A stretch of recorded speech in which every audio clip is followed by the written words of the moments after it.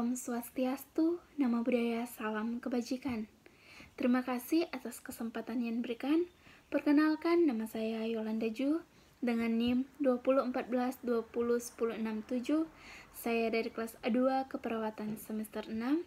Saya mahasiswa aktif di Universitas Pembangunan Indonesia Manado, Program Studi Ilmu Keperawatan, Fakultas Keperawatan. Pada video ini saya akan memenuhi tugas ujian tengah semester dari mata kuliah Keperawatan Kegawat Daruratan 3 dengan dosen pengampu Nurse Doni Sahen Solar, Escape MKes. Aspek etik dan legal dalam keperawatan gawat darurat.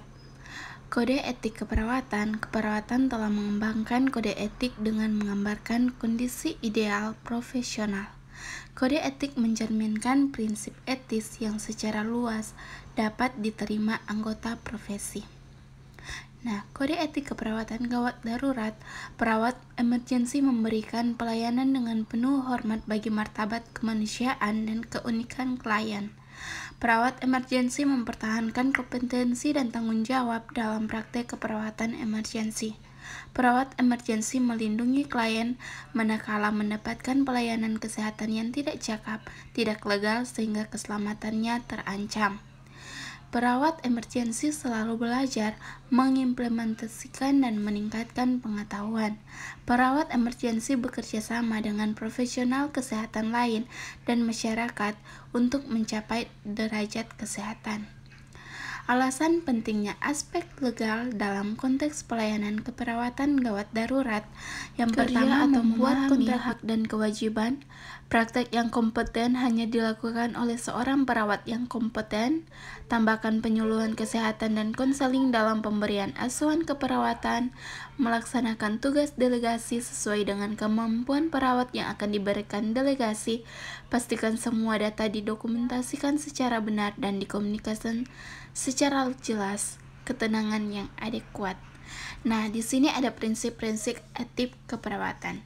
Yang pertama, otonomi, berbuat baik, keadilan, tidak merugikan, kejujuran, menepati janji, dan keberhasilan. Nah, itu adalah prinsip-prinsip etik keperawatan. Kita masuk pada materi yang kedua, yaitu fungsi advokasi dalam kegawat daruratan. Nah, advokasi pada perawatan gawat darurat. Dalam memberikan perawatan gawat darurat, perawat dituntut untuk berpikir kritis dan bertindak tepat dengan mempertimbangkan perannya sebagai advokat atau pelindung. Sebagai pelindung, perawat harus membantu mempertahankan lingkungan yang aman bagi pasien dalam pengambilan tindakan untuk mencegah dari kemungkinan efek yang tidak diinginkan. Nah, peran perawat sebagai advokator yaitu tujuan perawat bukan untuk mendapatkan kepuasan dari profesional kesehatan lain, tetapi lebih untuk membantu pasien mendapatkan asuhan yang terbaik, bahkan jika itu berarti pasien masuk ke rumah sakit dan mencari profesional asuhan kesehatan lain. Oleh karena itu, fokus utama dari peran advokasi perawat bagi pasien adalah menghargai keputusan pasien dan meningkatkan otonomi pasien. Tugas perawat sebagai advokator yaitu sebagai pelindung, sebagai mediator, dan sebagai pelaksana tindakan. Faktor-faktor yang mempengaruhi advokasi, faktor penghambat kepemimpinan dokter, terbatasnya jumlah tenaga perawat, dan faktor pendukung kondisi pasien, dukungan instansi rumah sakit. Nah, kita masuk pada komunikasi dalam praktik keperawatan gawat darurat.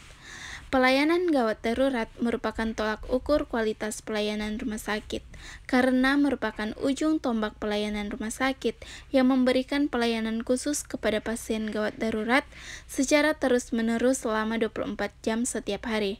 Karena itu, pelayanan di instalasi gawat darurat harus diupayakan seoptimal mungkin, serta menerapkan komunikasi efektif dan terapeutik dalam memberikan pelayanan terhadap pasien. Nah, tujuan dari komunikasi terapeutik pada klien gawat darurat menciptakan kepercayaan antara perawat dengan klien yang mengalami kondisi kritis atau gawat darurat dalam melakukan tindakan sehingga klien cepat tertolong dan tidak terjadi hal yang fatal. Nah, kita masuk pada materi yang ketiga, yaitu tren dan isu keperawatan. Nah, ini adalah suatu yang sedang dibicarakan banyak orang tentang praktik atau mengenai keperawatan, baik itu berdasarkan fakta ataupun tidak. Tren dan isu keperawatan tentunya menyangkut tentang aspek legal dan etis keperawatan. Peran perawat terhadap tren dan isu ini, peran perawat dalam penerapan adalah dalam melakukan perannya sebagai pemberi asuhan keperawatan atau caregiver dengan lebih baik. Pemberian asuhan keperawatan akan lebih baik. Pemberian asuhan keperawatan akan lebih baik dengan adanya telenursing karena dapat memudahkan atau membuat pekerjaan perawat lebih efisien. Nah, manfaat dari tren dan isu keperawatan ini, pemanfaatan teknologi telehealth mempunyai banyak manfaat dan keuntungan bagi berbagai pihak, diantaranya pasien, petugas kesehatan, dan pemerintah. Aspek kemudahan dan peningkatan jangkauan serta pengurangan biaya menjadi keuntungan yang biasa terlihat secara langsung dengan adanya kontribusi telehealth dalam pelayanan keperawatan di rumah atau home care.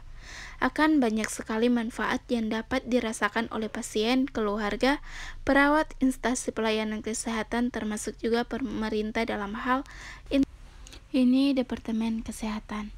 Nah, kita masuk dalam faktor-faktor yang mempengaruhi tren dan isu keperawatan. Yang pertama, faktor agama dan adat istiadat. Kedua, faktor sosial. Ketiga, faktor ilmu pengetahuan dan teknologi. Keempat, faktor legislasi dan keputusan juridis. Kelima, faktor dana atau keuangan. Keenam, faktor pekerjaan. Ketujuh, faktor kode etik keperawatan. Dan yang terakhir, faktor hak-hak pasien.